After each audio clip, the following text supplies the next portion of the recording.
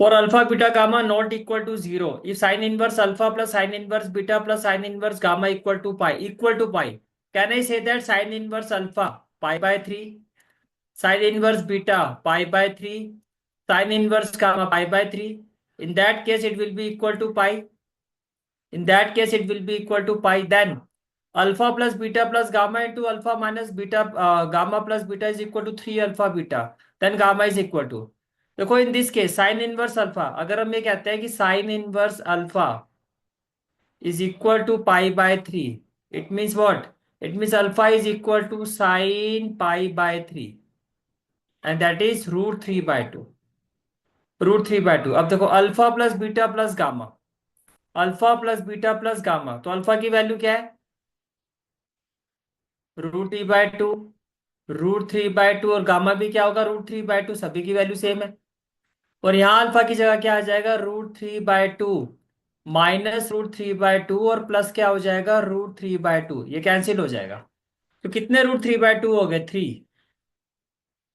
और इनटू में भी क्या हो जाएगा? रूट 3/2। अब देखो आप इसको क्या लिख सकते हो? It we can say that it is equal to 3। Root 3/2 को अगर आप अल्फा लेते हो, 3 अल्फा स्क्वायर भी हो सकता है।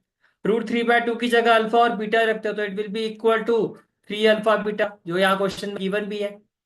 राइट। अब क्वेश्चन में कहा जा रहा है in that case gamma will be equal to. अब अगर हम गामा की बात करते हैं तो देखो sine inverse gamma is equal to what? पाई/3। Then gamma is equal to क्या? क्या होगा? साइन पाई/3 होगा।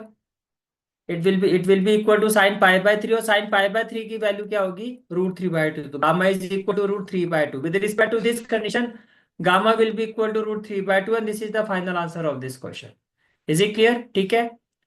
Next question, and this question is from 31st Jan shift 2 2024. Question is, if alpha is equal to sin inverse sin 5, and if a is equal to sin inverse sin 5 and b is equal to cos inverse cos 5, then a square plus b square is equal to।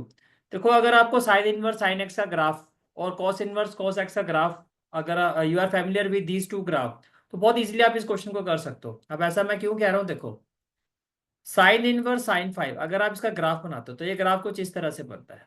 यानी कि sine inverse sine x का जो graph होता है, ये जो graph है ये कुछ इस तरह से आता है।